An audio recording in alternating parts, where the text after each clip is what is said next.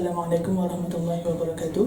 Terlebih dahulu diucapkan tahniah kepada semua pelajar-pelajar untuk semester pertama yang baru sahaja mendaftar untuk semester kali ini.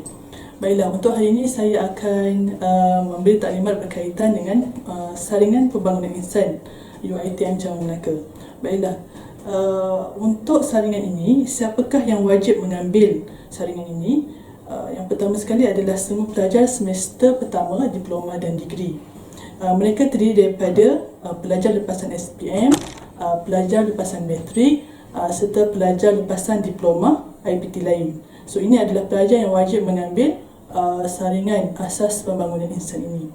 Walau bagaimanapun, pelajar penerapan daripada UiTM tidak wajib diambil, tidak wajib mengambil ujian saringan ini. Bagaimana untuk mengambil saringan ini?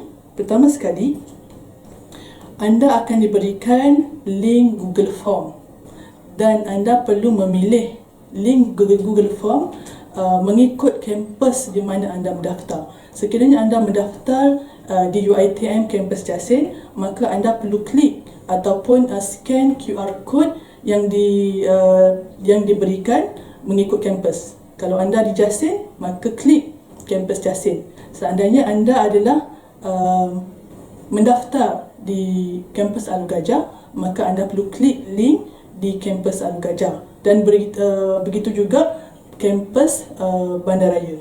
So kita ada 3 kampus. Pertama, kampus Alor Gajah ataupun KAG. Kedua, kampus Bandaraya Melaka KBM, dan yang ketiga, kampus Jasin KJM. So pastikan anda klik link yang betul di mana anda berada sekarang.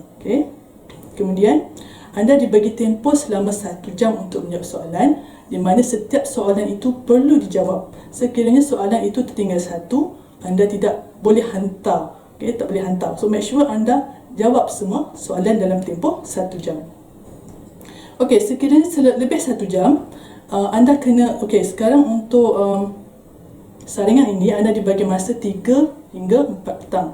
Sekiranya 45 minit atau 40 minit, anda sudah tak boleh klik untuk hantar borang tersebut lah, untuk hantar jawapan tersebut. So make sure anda jawab sebelum 1 jam. Maksudnya tepat-tepat 1 jam dah kena hantar lah jawapan tersebut.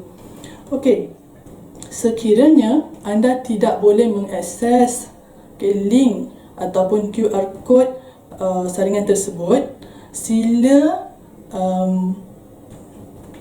rujuk fasilitator. Kita ada bagi nombor telefon fasilitator di slide tu. Anda rujuk anda di kampus mana, dan telefon fasilitator tersebut untuk membantu anda untuk menjawab ujian saringan inilah. Dan kat situ banyak nombor telefon. Sekiranya engage, boleh try nombor telefon fasilitator yang lain pula. Dan anda adalah wajib untuk menjawab soalan. Sekiranya anda tidak menjawab soalan ini ataupun anda mengabaikan soalan ini, pihak universiti akan mencarilah. Dan kita akan pastikan anda menjawab setiap soalan ujian saringan ini. Baiklah, setakat ini itu sahaja daripada saya, dan semoga anda berjaya untuk menjawab soalan ini. Wabillahi taufiq wal hidayah. Wassalamualaikum warahmatullahi wabarakatuh.